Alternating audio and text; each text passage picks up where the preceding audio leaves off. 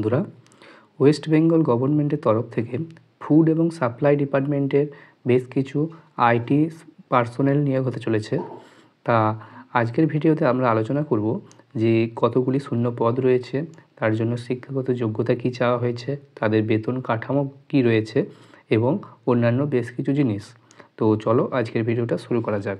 তো তোমরা অনস্ক্রিন দেখতে পাচ্ছ, এটা হচ্ছে সেই নোটিশটা যেটা প্রকাশিত হয়েছে আমাদের ফুড এবং সাপ্লাই ডিপার্টমেন্ট থেকে।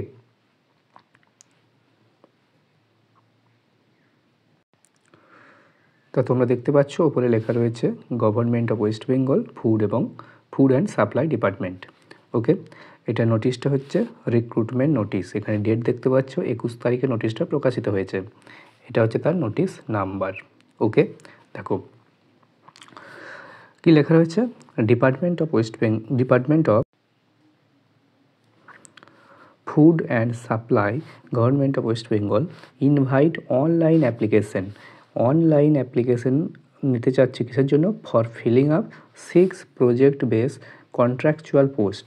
ওকে, তো তোমরা বুঝতে পারছো যে পোস্ট হচ্ছে 6টা ভ্যাকেন্সি রয়েছে, 6খানা ভ্যাকেন্সি রয়েছে এটার জন্য। ওকে, এবং সেটা হবে টোটালি কন্ট্রাকচুয়াল পোস্ট। ওকে, দেখো for general sector scheme SMART PDS scheme for modernization and reform through technology in public distribution system.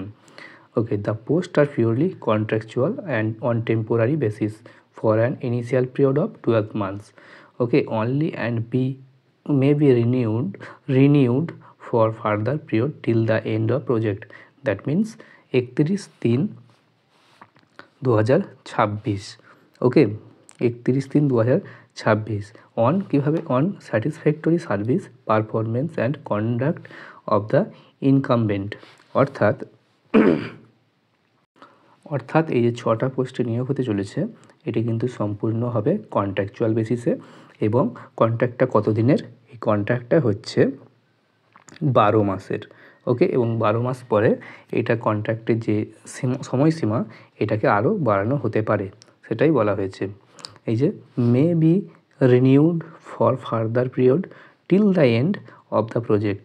ওকে, অর্থাৎ প্রজেক্টটা যতদিন থাকবে, অর্থাৎ 31/3/2026 পর্যন্ত এই কিন্তু কন্ট্রাক্টটা কিন্তু এক্সটেন্ড হতে পারে।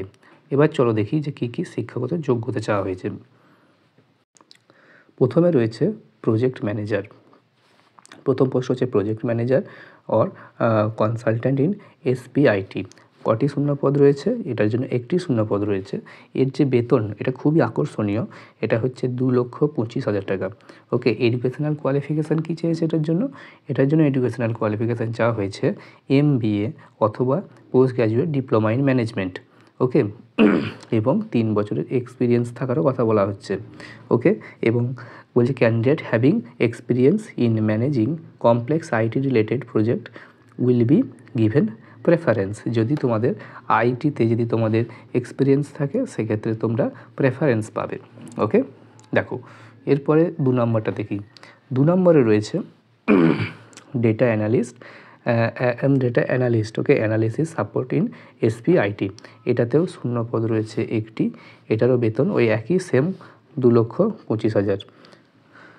ওকে, এটার জন্য এডুকেশনাল কোয়ালিফিকেশান চাওয়া হয়েছে, হয় তোমার BE থাকতে হবে অথবা BTech অথবা MCA অথবা MTech। ওকে, অথবা বলছে ইঞ্জিনিয়ারিং গ্র্যাজুয়েট অথবা পোস্ট গ্র্যাজুয়েট, তারাও আবেদন করতে পারবে। এক্ষেত্রেও এক্সপিরিয়েন্স চাওয়া হয়েছে, যে 3 বছরের তোমার মিনিমাম যদি এক্সপিরিয়েন্স থাকে তাহলে তোমরা কিন্তু এলিজিবল হবে, অর্থাৎ তোমরা আবেদনটি করতে পারছো। ওকে, এরপরেরটা দেখি ডেভেলপার। এই পোস্ট হচ্ছে ডেভেলপারের জন্য 2টো পোস্ট রয়েছে। এটার জন্য বেতন দেওয়া হবে 70,000 টাকা। ওকে, এবং এডুকেশনাল কোয়ালিফিকেশান রয়েছে BE BTech MCA graduate in computers অথবা IT অথবা equivalent from a recognise institution.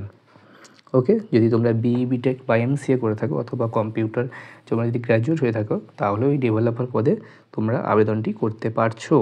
ওকে, এরপরে আসি 4 নম্বর যেটা পোস্ট, এটা হচ্ছে অ্যানালিস্ট সাপোর্ট স্টাফ। ওকে, অ্যানালিস্ট সাপোর্ট স্টাফ, এটার জন্য 2টো ভ্যাকেন্সি রয়েছে এবং এটার জন্য বেতন তোমাদের 40,000 টাকা। ওকে, এডুকেশনাল কোয়ালিফিকেশান কী চাওয়া হয়েছে? Graduate with certificate in computer course from recognise institute. অর্থাৎ তোমাদের যদি কম্পিউটারে যদি কোনো সার্টিফিকেট কোর্স করা থাকে, তা কোনো রিকগনাইজিং অনুমোদনপ্রাপ্ত যদি কোনো ইনস্টিটিউট থেকে, তাহলে তোমরা এটার জন্য আবেদন করতে পারবে। ওকে, বোঝা গেছে? দেখো, এরপর প্রশ্ন হচ্ছে তাহলে স্যার আবেদনটা কীভাবে করব? আবেদনটা তোমাদের হবে সম্পূর্ণ অনলাইনে।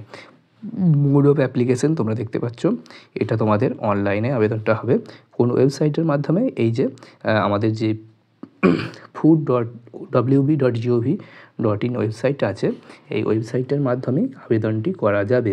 ওকে, এবং এক্ষেত্রে আরও একটা কথা বলা হচ্ছে যে যদি কেউ অনলাইন বাদ দিয়ে অন্য কোনো মেথডে যদি কেউ আবেদনটা করে, সেটা উইল নট বি অ্যাকসেপ্টেড, অর্থাৎ সেটা অ্যাকসেপ্ট করা হবে না, মানে তোমাদের অনলাইনেই আবেদন করতে হবে।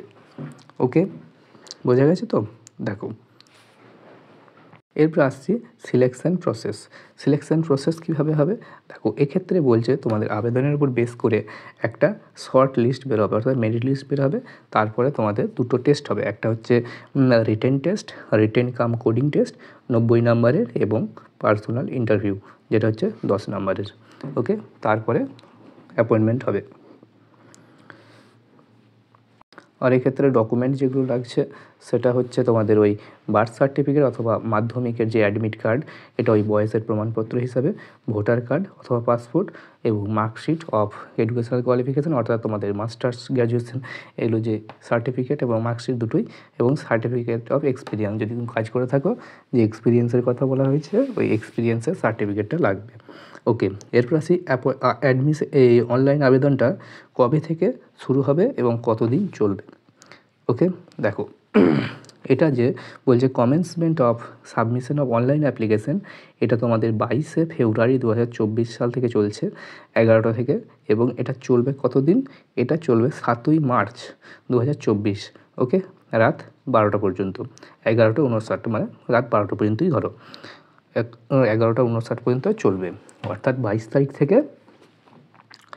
তোমাদের 7 তারিখ পর্যন্ত আবেদনটা চলছে। তা তোমরা যারা ইন্টারেস্টেড রয়েছো এবং যাদের তোমাদের এডুকেশনাল কোয়ালিফিকেশান রয়েছে, তা তোমরা কিন্তু এটা আবেদন করতেই পারো। ওকে, তো দেখা হচ্ছে পরের ভিডিওতে, ততক্ষণ পর্যন্ত ভালো থাকবে, ধন্যবাদ।